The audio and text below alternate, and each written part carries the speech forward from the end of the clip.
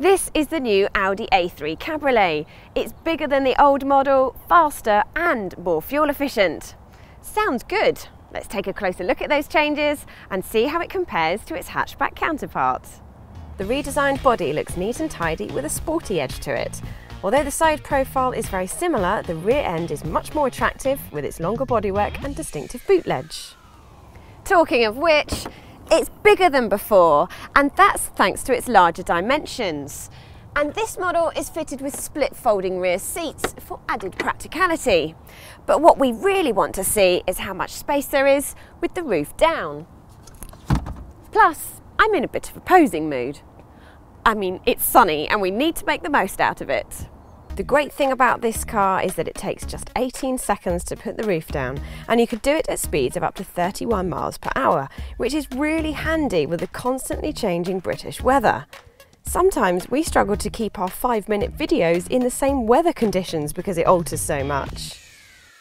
Now you can see, although it has eaten into a bit of the space, there is still a decent sized area for this huge bag and a small one with room to spare. An Audi interior is a pleasant place to be. The chrome detailing just adds a touch of class, and it feels high quality as expected with plenty of soft touch materials. Storage is also very good because we've got decent sized door bins, 2 cup holders, central stowage, and dried fruit and bananas can go in the glove box. Now, despite this car yielding a premium badge, Audi hasn't been stingy on the spec. Even the entry-level model comes with leather-bound steering wheel, air conditioning, DAB digital radio, and an 8-speaker sound system. The one we're in today, however, has the Bang & Olufsen system, and I'm telling you, it's banging. Even with the roof down, the sound is sensational. But I won't demonstrate that because you might not agree with my music tastes. Instead, we'll get comfortable for driving, which is easily done, and see how it drives.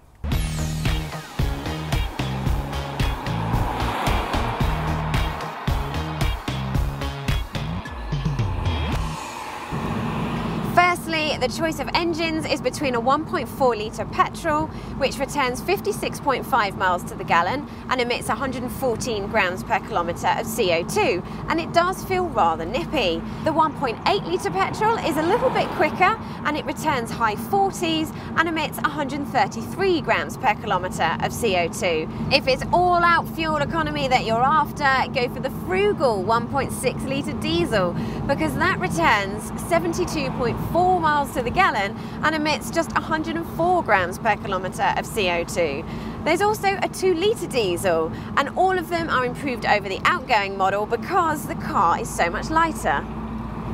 Lighter also means faster because there's less weight for the engines to pull along. For the real speed freaks out there, there's the S3 Cabriolet, because that gets to 60 in just 5.4 seconds. Enough of facts and figures. Another glowing quality of this car is its safety credentials.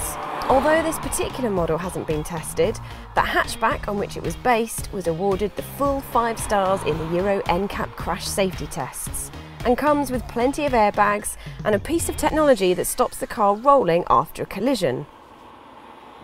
Not only that, despite having a folding roof, talking of which, I think we should put it back up now. It has a refined cabin that does an excellent job of keeping wind noise at bay. Plus, you can opt for an even better insulated acoustic roof, making it just as quiet as the hatchback version. A downside to having a convertible roof, though, does mean there is a bit of flex in the body. Which means it's not quite as fun to drive as the hatchback. Now the roof is up, I can take my hair back down. Anyway, we've already established it's not slow, but it's just not quite as good fun as, say, a BMW 4 Series convertible or even a Mini convertible. It's also rather pricey. I mean, you can get an entry-level Porsche Boxster for only a little bit more than a top-spec A3 Cabriolet. I know it's unfair to compare different spec levels, but it does put it into perspective.